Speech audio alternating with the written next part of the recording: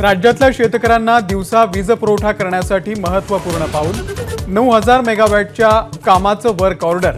2025 पर्यंत 40% कृषी फीडर सौर ऊर्जेवर।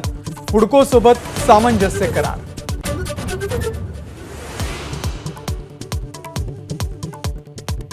शेतकऱ्यांवरती आत्महत्येची वेळ आणली हीच मोदी गॅरंटी। शरद पवारांची मोदी सरकारवरती कडाडून टीका। बळीराजावरती हे दिवस आणणाऱ्यांना सत्तेमध्ये बसायचा अधिकार नाही, पवारांची टीका।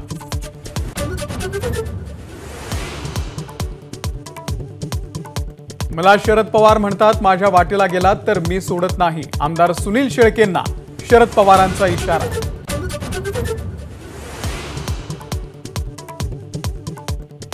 महायुतीच्या जागा वाटपामध्ये मोठ्या प्रमाणात उमेदवारांची अदलाबदल होण्याची शक्यता। काही शिंदे पवारांचे उमेदवार भाजपच्या चिन्हावरती लढण्याची शक्यता।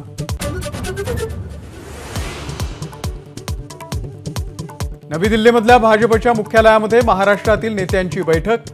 फडणवीस, दानवे, मुनगंटीवार यांची अमित शहा, जेपी नड्डा, बीएल संतोष यांच्यासोबत चर्चा।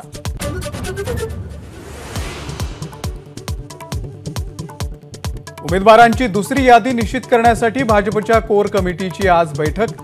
रात्रीच्या बैठकीत तब्बल 150 जागांवरती चर्चा। रविवारी शिक्कामोर्तब।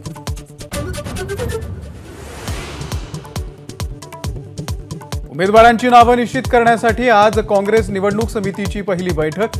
100 लोकसभा मतदारसंघांवरती चर्चा। विद्यमान खासदारांना पुन्हा संधी मिळण्याची शक्यता।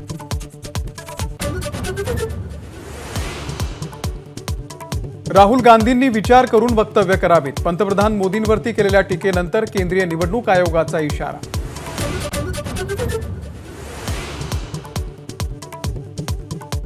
वेळ पण तीच, मालक पण तोच। लोणावळ्यामध्ये कार्यकर्ता मेळाव्यात कार्यकर्त्यांकडून शरद पवारांच्या फ्लेक्सवरती नवी टॅगलाईन।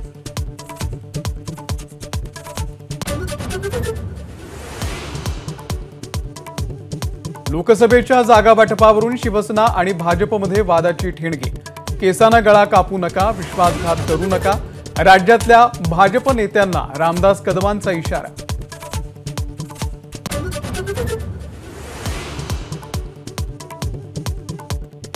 उद्धव ठाकरे आज आणि उद्या धाराशिव जिल्ह्याच्या दौऱ्यावर। लोकसभा निवडणुकीच्या पार्श्वभूमीवर ठाकरेंचा दौरा।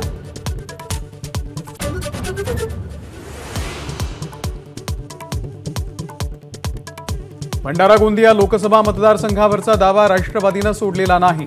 युती धर्मानुसार निर्णय घ्या, प्रफुल्ल पटेल यांचा महायुतीला इशारा।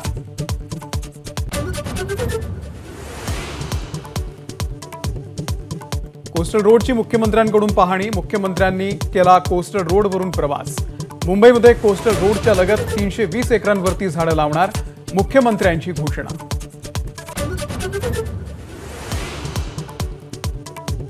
निवडणूक रोख्यांचा तपशील जाहीर करायला एसबीआयला मुदतवाढ मिळणार का, याचा फैसला पुढच्या आठवड्यामध्ये। असोसिएशन फॉर डेमोक्रॅटिक रिफॉर्म्सच्या अवमान याचिकेवरती 11 मार्चला सुनावणीची शक्यता।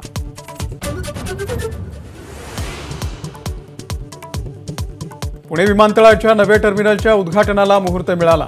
10 मार्चला पंतप्रधान नरेंद्र मोदी करणार ऑनलाईन उद्घाटन।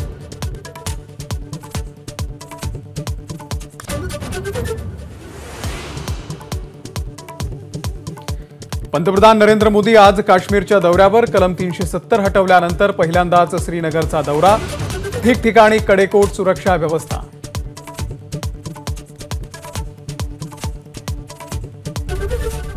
एबीपी माझा, उघडा डोळे बघा नीट।